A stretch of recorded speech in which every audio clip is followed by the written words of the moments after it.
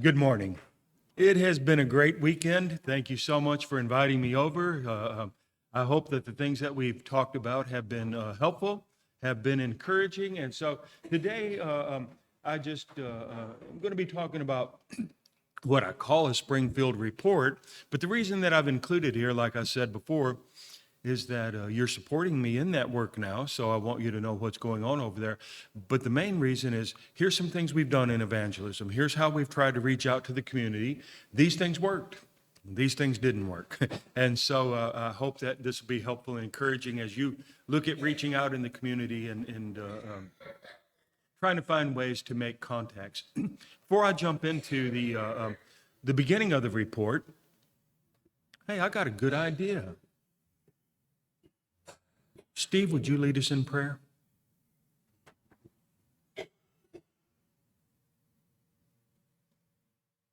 Great Father in heaven, thank you for bringing us together today. Thank you for the good news that you have shared with each of us. Jesus Christ, through the apostles and prophets, and through those who were willing to tell us the story. Bless us as we continue to consider how to share that story with others. Bless our efforts to do so. Pray for growth of faith in all of us and in those who share the message. In Jesus' name. Amen. So before we jump into the report, let me tell you why I'm going to be presenting what I'm presenting. When we moved to Springfield, there was no church there, as you all are aware. No faithful church that we were aware of. And so we started out, Penny and I made the decision, we're going to go to Springfield. We called 20 years ago, we wanted to start a church in Springfield. 15 years ago, whatever it was, time flies by. And we reached out to people we knew who had grown up with a conservative background, and nobody was willing. So we laid it aside. And so we finally made the decision in 2014 that we were moving there in 2015, whether anybody wanted to come help us or not. And so Penny and I were just going to go there. As we made that decision, our youngest son was finishing up a preacher training program in Rogers, Arkansas, and he called and asked, "Hey, Dad, would you like for me and Carrie," he was getting married at the same time as he's finishing up the work, "would you like for us to come help with the work in Springfield?" "No, I don't want you anywhere near it." "Yes, of course." So we got him support. We helped him line up support. And so it was the four of us. And then any of you know David Craig. David Craig was worshiping down in Pana, driving all the way from Springfield. And so he said that he would be happy to be a part of the startup. So 5 of us started the work in Springfield. Let me say this before we move into it, is that throughout the years, working with congregations, this is what still works today. Everything I'm going to tell you, you're going to say, "Well, why are you going to tell us all this if this is what works and this is what we should do?" I'm still going to tell you what works today and what we did. When you start out with 5 people, you've got a congregation here of what, roughly around 80 people? You've got a lot of people that can get excited about the Lord.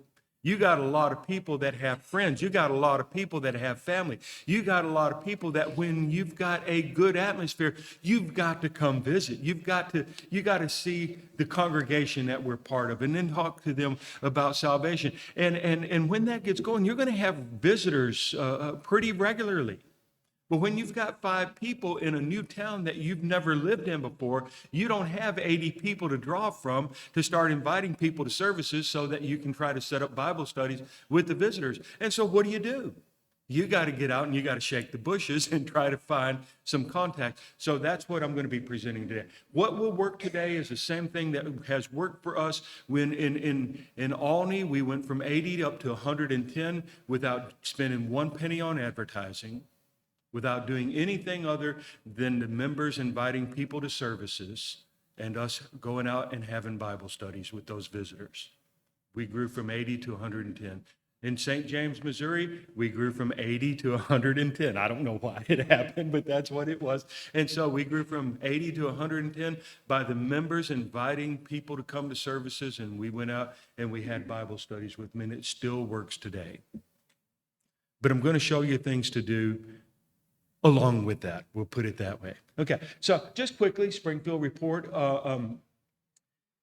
You all know where Springfield is, so when I go and give a report of the work to other states, they don't know very much about Springfield. The population has declined. The population has gone from 117, and I don't understand it. Being the utopian metropolis that Springfield is, people are leaving, and I don't get it, but we've gone from 117 down to about 115. In Sangamon County, there's about 200,000 people, and there was no faithful church there. And so we decided that we would go. You know where it's at, a couple hundred miles below Chicago, 100 miles north of St. Louis. And so you will not believe the difficulty, the things that you have to do behind the scenes to start a work.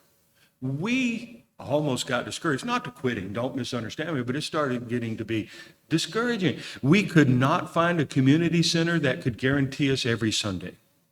We could not find a hotel conference room that could guarantee us every Sunday. And you don't want to be moving around all over the place. The people won't know where to find you. And so we were looking for a house to buy and a place to worship. And we sat down in a restaurant one day. We've been doing all this online looking, going out and looking at houses to buy, to live in. And we sit down and we do the old school realtor magazine. And this house was in there. It is 6 blocks below the Capitol building on the same street as the Capitol. So there are thousands of cars that drive by this house every day. So we went and looked at it. It was a lawyer's office. It was built in 1890. We put a new roof on it, 4 layers of shingles on a 12-12 pitch. Some of you know what that's all about. And so at any rate, built in 1890. And so we bought it and we decided that we'd just start the congregation there at that house. And so we were there, let me back up just a second. We were there from June 7th is when we had our first worship service, and we stayed there until October 23rd. I'll come back to why we left at that time. Again, it is just 6 blocks below the Capitol building. Our front yards are on the same street. And this was our first worship service. And so Colton and Carrie are the young couple in the front there. Penny's taking the picture, so she's not in it. The elderly man right behind Colton and Carrie is David Craig. The other man in the white shirt over to the side is our realtor. And so he promised that he would come to our first worship service. And over in the back corner, you can't see her, but there's a lady in the back corner, is Wilma Lambert. She had grown up in conservative works, and there was no conservative work in Springfield. And she came, David told her about it, or she heard about it in some way. And she came the first Sunday and she said, I've been waiting years for this to happen. And so we didn't know it, but we were actually starting with 6 people, though we didn't know it. We thought we were starting with 5. And the young lady is Leanna Peaks. Is that her last name?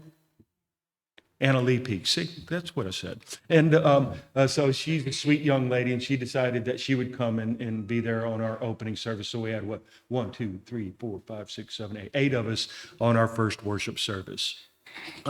So we stayed there until October. We got to the point that we were outgrowing the living room. If you count the seats there, we could seat 16, 17 people in the living room. And there was a foyer, you know how the old Victorian homes are, there's a foyer right beside it. And we started having overflow. We're having to put seats out in the foyer and to seat everyone on some Sundays, not every Sunday. So we decided we were going to go to a hotel room. We were going to go to the conference room at the hotel, and we were going to knock out that wall there, and we were going to combine those 2 rooms so we would have enough space for everyone.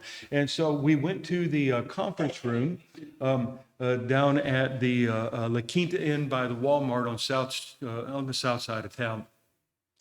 And we started having a lot more visitors. And so we decided we're not going back to the house. And so we just stayed in the conference room. And so when we were making the move to the conference room, I sent out an appeal to brethren all around the Midwest, and we had 25 people come from various congregations and help us on that Saturday. We were doing a lot of Facebook advertising. We did a lot of Facebook work. I've been mad at Facebook. I broke up with them.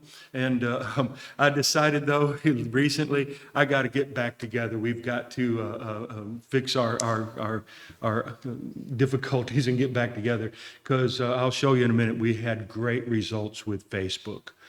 So we did a lot of Facebook advertising while we've been and I've not done Facebook work in 3 years. Somebody stop the clock, don't ring the bell.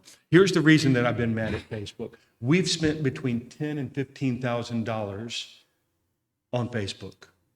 We have 2,500 followers, and the majority of those are people who live in Springfield. Probably only 400 or 500 are Christians in other congregations. The bulk of them are people who live in Springfield.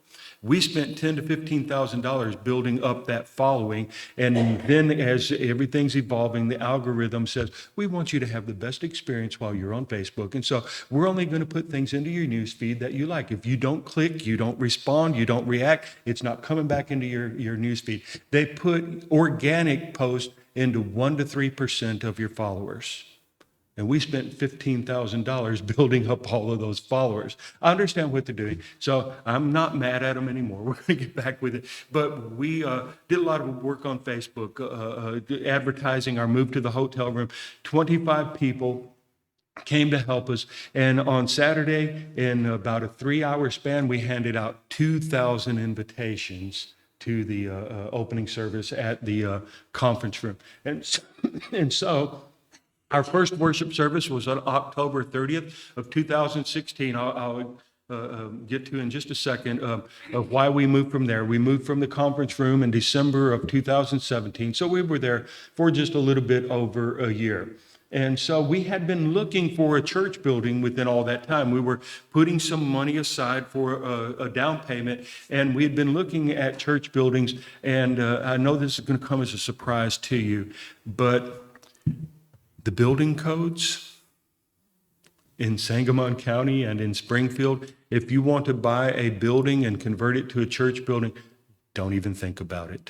It was going to cost us $10,000. We were going to buy one building, and we had to get the bathroom up to code. It was going to cost us $10,000 for the blueprints, $2,000 for the preliminary blueprints just to present to the town, just to be able to say, will you allow us to build these bathrooms? So we'd been looking at this church building, and there were some things that people didn't like about it, but we'd been looking at it. And so we ended up buying this church building. It's on Ash and Passfield. It's in a blue-collar neighborhood that has not deteriorated very much. It's still a decent neighborhood, and they were asking $100,000.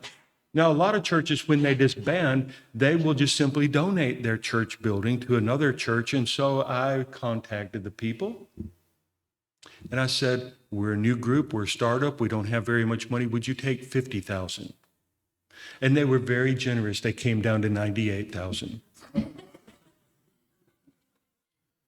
And so we were not really crazy about it. There's no parking, it's street parking, it's got steps going up to it. It's old, it's an old man with arthritis. And so we just laid it aside. But we weren't finding anything, and all this stuff was coming up about transforming a building into a church building. So we had a men's meeting. We went back to talking about this, and we decided, okay, this is the bottom line. We will not pay more than $75,000 for this building. Our realtor presented it to their realtor, and their realtor had a talk with them, and they didn't even know what we were going to offer, and their realtor said they will not take anything less than $75,000. Boom. So we bought the church building. And so I told the brethren, the first thing that's going to happen when we buy this church building is that tree's going down. We closed at 3:30 on a Friday, I think it was. We closed at 3:30, and by 5 o'clock that evening, that tree was down. And so we cleaned it all up. We painted all those louvers. We painted the windows. It's like a pale. Raise your hand. Have you been to the Springfield congregation yet? Anybody been to the building? I hate to say this, but shame on you. Just kidding. But we painted it up. It looks very nice on the outside. It looks pretty good. And so When we stepped in the door, when we first looked at it, and when we first purchased it, this is what the auditorium looked like. They've got their spirit doves descending on the curtains. They had their drum set over on a little round stage over on this side and had their music stage over here. They left, it was the Lord of Harvest Worship Center, and they left us the anointing oil on the pulpit, and I forgot what else they left for us. And so we knew we had a lot of work to do. And so if this is standing at the back door, or the front door of the building you saw, and looking as you come into the auditorium, and you can see, look at the ugly carpet. It was good carpet, good quality, but it was ugly. And so it was just all kind of ugly. This is standing at the other corner, so at the back. And you can see it's like Pontiac, how they have that overflow room on the side. And so we had the overflow room on the side. And we spent 4 months working on it. So we paid $75,000. We probably spent about $10,000 in remodel, and this is what it looks like today. And so we took that overflow room, we divided it into 2 classrooms because we got to thinking, we have young families come in here. The mother is not going to want her child, 5-year-old child, to go down into the dungeon of a basement of that church. So if they're right there beside them, they'll feel more comfortable with it. And so we put 2 classrooms in there. This is standing up in that corner there, looking back on that perspective. And so we did a lot of work. And so we moved as a congregation into the building. We closed on it in November, early November or late October, early November, and we worked on it, and we moved into it at the beginning of the year in January, but we kept working. We didn't have a opening service to the community until in April, and I'll come to that in just a moment. So now throughout the rest of the time that we have together, I'm going to talk to you about, okay, so what did you do? 5 of you started the work. You've got nobody that has relationships. What did you do to find Bible studies? Well, one of the first things that happened is Al Disselkamp had a very distant cousin that lived in Springfield, and he told me about them, gave me their address. Penny and I went out there, we visited them, and they were not Christians. And when we left their front porch, they said, this might just be an answer to our prayers. And so they came the next Sunday. They came back a little bit sporadic at the beginning, but soon were very, very faithful in their attendance. I asked them for a Bible study just maybe a month after they had started attending. And Ken Hopper is his name. And he said, Ken, I don't like to be pushed. I respect that. So I waited for a while. They got engaged. What can we do to help with the work? Okay, what can they do to help with the work? And so he is a master craftsman in woodworking. Everything he does, he's master in it. And so he said, "Can I build some coat racks, some coat hangers, for to put things up this while we're still now?" So anyway, I asked them like 3 months later if they were interested in having Bible study. Well, we thought you'd never ask again. They were ready. We converted them in like 6 weeks of Bible study. So we've had one referral. We converted the couple from that. We have invite cards that we just give out everywhere. It's just a way of life for us. We carry them in our pockets. We go to Walmart and we hand the cashier an invite card. We go out for breakfast. Penny will say Ken doesn't like to go for breakfast, hardly ever goes. But when we go, sarcasm. When we go, we leave a card. Just everywhere we go, we leave a card inviting people to services. And there's one lady that we didn't convert, but she was a waitress at IHOP and invited her to come to services or to a Bible study. Asked her if she'd be interested in Bible study. And she looked at me and she said, I cannot believe that somebody cares enough about me to ask me to have a Bible study. She was caught up in meth, leading a very difficult life, and we just happened to find her at the right time, and she was coming out of it. She has adopted us as her mom and dad. She's moved to Decatur, and there's not a faithful church there, unfortunately. And so we haven't lost contact. We still have a Bible study once in a while with her. But at any rate, Invites work, invites work. You got 80 people, you can do a whole lot of inviting. We've done a lot of door-to-door work. Now, when we talk about evangelism, people say, yeah, you want us to do door-to-door work. Well, let me tell you, when you got 5 people, you got to do door-to-door work. But over the years, I've been preaching for 32, 33 years. We've been doing evangelism for about 40 years. In our door-to-door work, we have baptized about 5 people from our door-to-door work over the years, and we've restored a couple fallen Christians that we didn't even know lived in the community. So I look at it this way. I don't want to waste my time, but if I knock on doors the rest of my life and nobody else is converted, it's already paid for itself. So I'm going to keep knocking on doors. But Tony Werfel, he came over and visited a few times when we were starting, and he went out with his son to do door-to-door work. And let me tell you about door-to-door work. I'm good. I'm looking at the clock. I'm talking to myself. Is that door-to-door work doesn't work, does it? Go ahead and shake your hand. No, it doesn't work. Isn't that how you feel about it? Door-to-door work doesn't work. And I agree with you. But I tell you what, I think we're doing door-to-door work wrongly. Because when do we do door-to-door work? We're going to have a gospel meeting. We print up flyers, and what churches have done in the past, we print up a black and white invite to the gospel meeting, and we use an old copy, I'm being facetious, we use an old copy machine that blurs it and everything, and then we go out and we hand people this, would you like to come to our gospel meeting? And what do we get? Well, I attend over at the Corner Community Church. I attend at the Methodist Church, and I'm happy with, well, thank you. People are usually polite, and hardly anybody ever comes. What they're hearing us say when we invite them to a gospel meeting, invite them to the church, what they're hearing us say is, we want you to leave your church and come to our church. That's what they're hearing.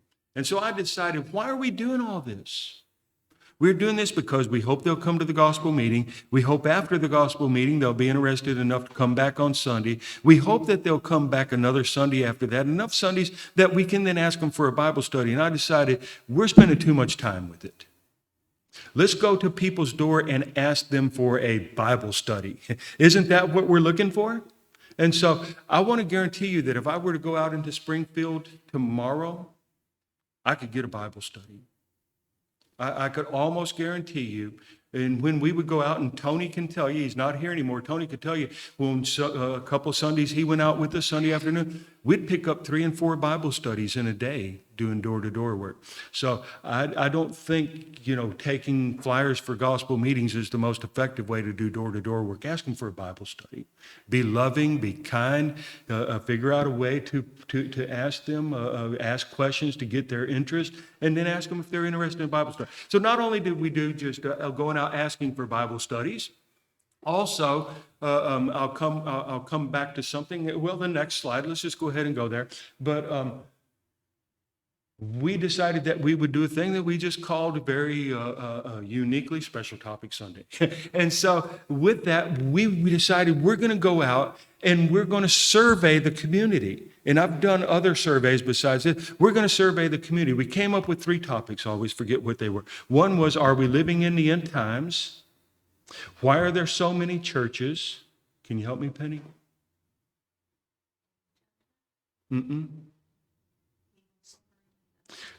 And why does God allow evil, suffering, and death? So we would ask the people, we'd knock on the door, we'd tell them where we're from. We've started a congregation. If you were to visit us on a Sunday, which of these 3 topics do you find most interesting? And so, you want to guess? I mean, we're in a class period here, so you can talk. Do you want to guess? Do you want to guess which topic that the community chose on those 3? Are we living in the end times? And so that's what they picked. And so we did, and I'm going to show you later, the quality of any advertising we do, any flyers we do professional printing. It's got to be professional. We're living in 2023.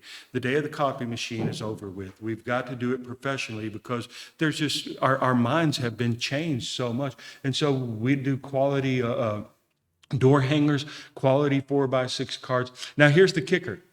So when they would tell us what topic that they chose, and everybody chose a topic, I would say, Well, if your topic is the one that is chosen, how would you like for us to contact you to let you know that yours has been chosen and which Sunday it's going to be preached? Would you like for us to come back by and leave a flyer? Would you like for us to drop you a text and let you know? And I forgot what the other option I would give them. And several of them would say, well, just drop back by and let us know when it's going to be. Several people gave us their phone number and their text so that we could text them when it was going to come up. And then with that, I would say, thank you so much. Let me ask you a favor. Would you mind that anytime we're doing a special event at the congregation, would you mind if I send you a text? You will not be spammed. You'll hardly ever hear from me. But would you let me send you a text whenever we're having any special events? Every one of them said yes. And so we did special topic Sundays. We've done 2, 3, or 4 of them so far. We had visitors come to them. And so this works. Just do the same thing. Look at, you've got 80 people. You know, I know that some are children and some are aged. You got several people here who can work. You get 30 people out on a Saturday going around the community asking which 3 of these topics would you like. You're going to cover a lot of ground. You're going to get a lot of phone numbers. It's going to work, brethren. You're in such a better shape than we are because of being a startup congregation. Now, I'll come to another one in just a moment that is using the same concept. But again, we did a lot of work with Facebook. And with Facebook, we would do just simply post back before they really got their advertising. Now, probably the best way to do it is to do it through Ad Manager. Anybody, raise your hand if you're familiar with Facebook Ad Manager. Okay, we got one. And so we would just boost posts, but now going through Ad Manager is the best way to do it. If you Google, if you YouTube, plan your visit, Facebook, we're going to start doing that. And just YouTube it, and you're going to see it's going to be a great way to get people to come to the services. I'd tell you about, we haven't done it yet. I'm kind of excited about it. That's how we're going to get back in. And so at any rate, so we did a lot of work on Facebook. I forgot to bring this up with me. Pardon me. There we go.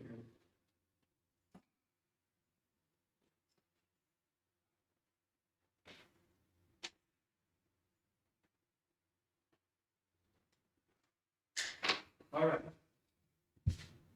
The majority of our visitors who've come from the community have been from Facebook. Now, we've done door-to-door work. There's a lady sitting in the services this morning over at Springfield who we converted from door-to-door work. We've converted several people from our Facebook work. Here's proof that it works. This is just from 2019 through 2023, and I quit doing Facebook work 3 years ago. And so from 2015 to 2018, when we did this moving to the hotel, moving to the building, we had more visitors than this. The other half of the stack is bigger than this half of visitors. Some of these are Christians. I didn't go through and separate them out. Some of these are Christians just passing through the area who came, filled out a visit card. Most of these are people from the community. The bigger stack from 2015 to 2018, mostly from the community. And so Facebook works.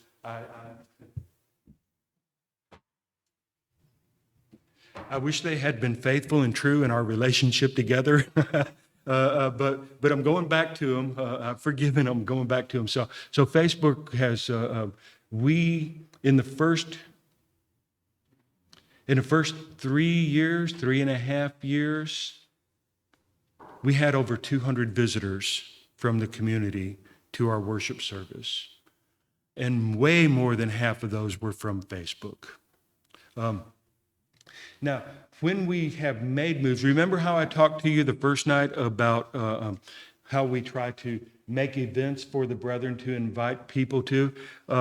Again, and I explained about how that there's a lot of excitement behind the events from the members. Anytime that we can have an event, we can turn something into an event, we do. And so, for instance, when we went to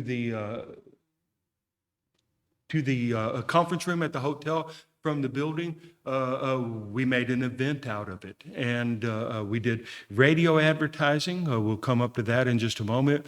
We did Facebook work and we did door-to-door work, as I was showing you the people who came to help us. And so this is the card that we created. And so the card is bigger than this. This is the card's a 3x5, and now you do 4x6 is pretty much the standard. I'll get back to this in just a moment. It's an invite card. But at any rate, so this is the quality. You know, it's the thick quality, the card thick quality like this. And so we titled this event, Come and See. And so on the back side, we explained to the community what we were doing and why we were moving. And so let me just read it to you. You can read it better. You can see it better back there than I can see it. But hello, neighbor. Please allow us to introduce ourselves. We are a group of Christians who joined together a little over a year ago to worship and serve the Lord in the Springfield area. We have made it our aim to create a loving and worshipful atmosphere where God is honored and those attending are strengthened and encouraged. Let me say this. Don't use words that the community is not familiar with. We used strengthen instead of edified. You know, the young people joke around and they say it's Christianese language when we use words that the community's not familiar with. So we're very cognizant of that. We try to make it easy to understand. So we have been meeting in our home, but recently we find ourselves short on space. With that in mind, we're moving to the meeting room of the new La Quinta Inn located next to Walmart just off 6th Street. We are excited about our growth, our move, and all that God has been doing among us. It is, I tell you, it's harder to read than what you see. It is with this same excitement that we invite you to our opening service October 30th. Please feel free to invite family, members, and friends to accompany you. You will be welcomed and in no way called upon or embarrassed. Hope to see you there. So, you know, we put a lot of thought into writing that. It wasn't a 30-minute write. It took several hours to hone that down and to get it worded that way. And so we didn't have very many visitors from the community when we moved to the conference room, but I'll tell you about the move to the building in just a moment. So we've done that. We made an event out of moving to the building. We've had 2 song and prayer services. I will start running short on time, so I can't go into the detail about the song and prayer services. But nobody raised their hand, so nobody here came to either of our annual song and prayer service. So we're going to have another one this spring. And so load up the vans, come on over. But we invited people from all around the Midwest. Our group at that time was probably 18 people, and the first year we had 98 people come to our song and prayer service. The second year we had 110 people come to our song and prayer service. Both years, about 10 of the people were from the community. And so even though our main focus was to petition God and ask him to be with us in our evangelistic work in Springfield, we turned that into an evangelistic event, and again had about 10 people come from the community. The only radio work we've done, and we spent probably $1,500 to $2,000 on that, is when we moved to the hotel room, and then we continued doing some advertisement. We didn't do a radio program, we just did radio advertisement. We had one fella come from the community to the move to the conference room, and so we did not count that as a win. That was not money well spent. It's only well spent in that we found out it doesn't work. And so everything else we've done, we've had visitors and we've converted people from everything that I've shown you this morning. We have converted people from, except for the radio. That's the only thing that we have not converted someone from. Another thing that we have done is small group studies of various types. I'm going to talk about Meetup in just a second. The bulk of those small group studies were meetup studies, but then also as people would come and visit us, we would get them together in a small group Bible study. And so they would be free to invite others and the members could invite others to it. But at any rate, small group studies they work. On all of those cards that I just showed you, almost every one of them, we've given them option of how we can assist them. And one of the options is, I'm interested in a small group Bible study. Almost everybody checks that. And so small group studies work. And the reason why, it's just like Kim that I said we converted from door to door work. She's a jokester. She has a lot of fun. And she says, I came and I was afraid to come. I didn't know what I'd see. And I'd already made up my mind that the first snake they pulled out, I was out the door. And so, but that illustrates, you invite someone to come to church and they have no idea if there's going to be a fella up here in a robe and a white collar speaking Latin, I'm being facetious, or if somebody's going to be whipping around a rattlesnake. They have no idea what's going to go on. And you ask somebody, would you sit down and have a Bible study with me? That's intimidating. But a small group Bible study, that's far less intimidating. It's much more informal. And so small group Bible studies is a good approach. It's not the only approach, but it's a good approach. Again, with that, we used Meetup. I cannot answer you. We have no idea why it has worked this way. But when Colton and Carrie, came to help with the work as we first started it, they rented an apartment in Chatham, it's about 10 miles below Springfield. And in 1 year, they had 40 different people from the community come to their Meetup Bible study. Those are good numbers. Those are real good numbers. We were doing a meetup study at our house, the Blue House there. We got like 3 people in a year to come to it. Colton and Carrie moved up. They bought a house. They moved up to Springfield. They did meetup. They did it for several weeks and had 1 person come. And so they quit. We have no idea why down in Chatham, there's just not that big a difference. Why in Chatham 40 people came and in Springfield nobody will come. So you just have to experiment. Sometimes it works, sometimes it doesn't.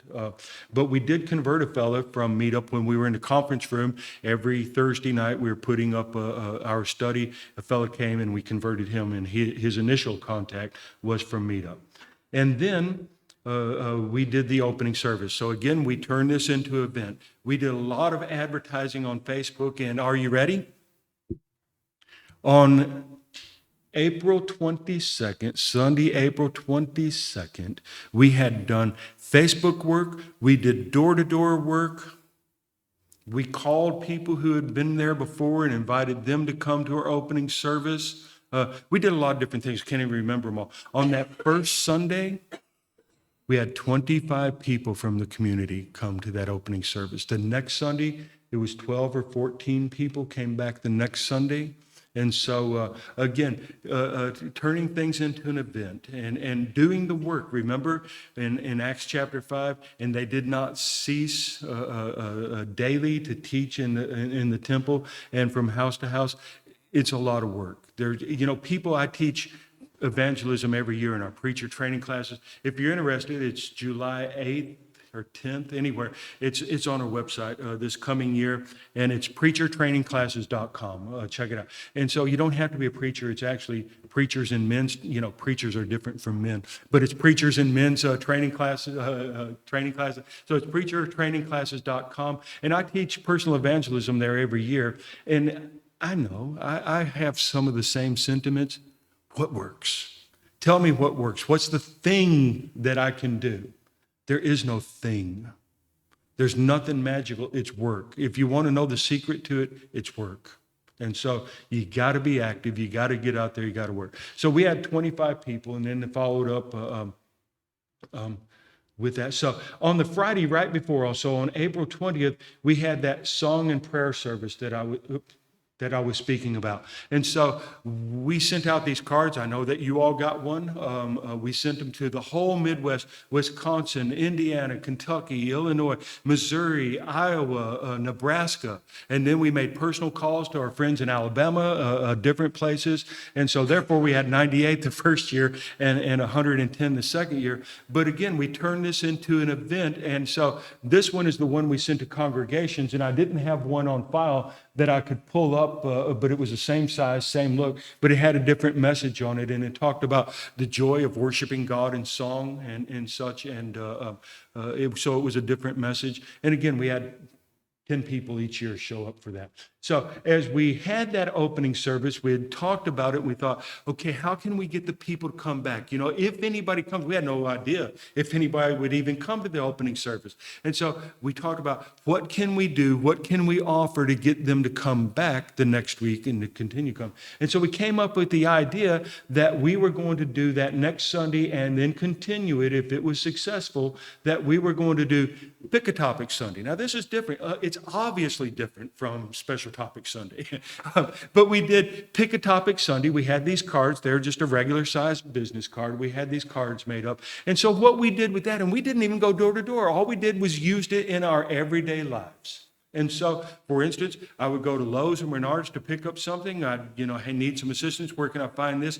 And, oh, by the way, what we're doing as a congregation is, we preachers, we decide, the people need to hear this, they need to hear that. But what we're doing for the summer is we decided we're going to let the community pick our sermons. We want to know what you want to hear a sermon about. And so if you were to come visit us on a Sunday, what would you like to hear a sermon about? And would you believe that out of the many, and I don't know how many people that we talked to, maybe 2 or 3 didn't offer a suggestion. I don't know. They got excited. People get excited. 20 seconds. They stand there 10 seconds. I would like to hear, and you think, well, they're going to come up with some doozies on this one. Well, the first one that I asked, I pull into the car wash. I pull into the car wash. It is one of those that pull you through. I roll down the window real quick, and I tell the guy, hey, I'm Kim McDaniel with Christians. We're doing Pick a Topic Sunday. If you were to visit us on a Sunday, my car's pulling into the car wash. If you were to visit us on a Sunday, what would you like to hear a lesson about? He said, I'd like to hear a lesson about the Bible. Okay. What do you have in mind with that? He says, where did we get the Bible? Where did it come from? Boom. Guess what our first lesson was on Pick a Topic Sunday? And then we had people say, I'd like to hear a lesson. One gal said, how can you get along with people that are difficult to get along with? Would you like to know that? I told Colton, one picked abortion. Another pick, do we have to tithe today? Do we have to give tithes? Do we have to attend a church to please God? I told Colton, I said, they keep coming up with all these topics. We'll never go back to us picking them. We'll just be known as the Pick a Topic Sunday church. And so it worked out great. Now, I'm going to tell you, we never converted anyone from this, but what we would do is we would let the people, and then we would post on Facebook. This week's sermon comes from Sue, who wants to hear a lesson about, and then I just give a 1 or 2 paragraph write-up about, do we have to tithe today? And I wouldn't just spell it all out. It'd kind of be a teaser building up to coming here, and so it worked great, those two together. We haven't done it since that first year, but we may go back to it. Then another thing that we did, and we did this a year ago, is Bible questions and answers. It was a local TV program. And so they gave us a great deal on it. They were charging us $500 a month for a weekly 30-minute program on Sunday morning at 7:30. And with that, they gave us how many, Penn? How many TV spots? We got a 10-second TV spot that they showed throughout all the local, not cable, the local stations. It'll be on the next one. CW23 out of Springfield. It was the regular stations, and they put us on all the stations, and we would get like 50 10-second spots a month of advertising. And so even if people didn't go to the TV program on Sunday morning, we're getting free advertising for the congregation. Well, not free, but along with it. And so we did that for a year. And what we would do, what would our process on that is we would promote our Bible correspondence course with that. And we'd get people signed up. We had several people that we did the correspondence course with. And with the TV program, we did it for a year and we stopped it. We put a billboard sign, interstate-sized billboard sign on Dirksen Avenue in Springfield. It cost us $400, so the TV program cost us $500. Is that the buzzer? That's the first one. I don't like it. And so we spent $500 on the TV program with its advertising. They gave us a billboard sign, full blown. They cost sometimes $1,600 a month. Typically, they're $900 a month. They gave us a billboard sign for $400 a month. So we had all that exposure on the billboard sign. We converted one person, and he's still with us, and he's still faithful. So we converted one person from the TV program. While we were doing the TV program, you get those sales papers, coupon papers in the mail. You know, they look like a little newspaper, and there's several pages. And so there's a name for this, and I don't want your mind to go in a negative place. I can't think of the proper name for it, but we had the opening of the centerfold of the paper, and it was full page on both sides. And so on one side, we promoted the TV program, and on the other side, we promoted the Bible correspondence course. And through that, we had a couple come on a Sunday, and just by that, I don't know that they ever watched the program. They didn't sign up for the Bible correspondence course. They just came to church. Boom, that's what we were looking for. And we ended up converting that couple from this. We did this for a year, once every 3 months. We spent probably $5,000, but we got one couple from it. You want to do evangelism, you don't have to spend a penny. In fact, here's, I think it's a true story. There's a group of Christians, whether they were the Lord's church, when I say Christians, quote unquote, they have a business meeting. They decide we're going to set aside this much money for advertising. They go to an advertising agency and they say, we've got this budget. How can we spend this the most wisely to get people? No, that's not a buzzer. How can we spend? And the fella at the advertising agency did not hesitate. He said, get a billboard sign. Put it right out in front of the church building. Point it toward the parking lot and put up a sign that says, don't forget to invite someone this week. You want to hear that again? Point it toward the parking lot of the church. Put a sign on it. Don't forget to invite someone this week. And so the idea, that's what works. You don't have to spend a penny. But if you want to, if you've only got 5, 6 people in your congregation and you got to shake the bushes, you got to spend some money. And I would suggest, along with inviting people, set up an advertising budget, spend some money, get some exposure in the community. This has worked. We've converted several people through these different efforts. Our most recent effort, and I got 2 minutes. Our most recent effort is what we're calling a roaming Bible study. We don't have Sunday evening Bible services, and so we decided we're going to do a roaming Bible, not Romans, a roaming Bible study. And so the idea is that we do it every other week, and so this time it's going to be at me and proper grammar, me and Penny's house. You would want to say Penny and I. That's not correct. It's going to be at me and Penny's house. And then next time it's going to be at Tucker and Sarah's house. And the next time it's going to be at Ken and Nancy's. And so it's roaming. It moves from house to house. And the Christians, it's for the Christians. It's edification. But guess what? The purpose of it is that we can all invite people to come to it. It's informal. And so we have a Bible study. We're going through Mark. We cover one chapter. I don't go into great detail. You're going to think, Ken, you can't do that. I know you. But I don't go into great detail. We cover a chapter a week. And then afterwards, we have a potluck. And so the brethren are loving it. We've had like 3 or 4 different visitors. We've just started this. We've had 3 or 4 different visitors. And the idea of this is more intimate. You invite the people you know. You invite the people you know. And when it's at your house, the people you know is probably going to feel more comfortable coming to your house than coming to my house. And so we're excited about this. It's off to a good start. And we're hoping we can convert some people from it. But again, we just have song, prayer, Bible study, and then after it's over with, we have a potluck. And again, the brethren are loving it. So I would suggest that's another thing that you can do. And so with all of these efforts, I don't even know the number. We've converted several people, but some have fallen away. Some have moved. We still have some there worshiping with us. And so here. And so these are the cards that we use to invite people to the small group Bible study. I don't know if you can see that. I'm going to leave you several of them. And so on the back, it just says time, date, location, and contact, so that as it moves around from house to house, it's not printed. You get to write that in each time. Stop it. And then on the inside, it says benefits of small group Bible study, increase Bible knowledge, draw closer to God, build relationships, discussion encouraged, informal setting. Hope to see you there. And then we've got another one. design these. We got another one, has a different front, same back, and then same information, but on the inside. And for the older people that don't like this newer look to it, we got just a simple little small group Bible study card, same information on the back. So I'm going to leave these with you. You can use them. If you like them, I can help you get some more of them if you want to use them.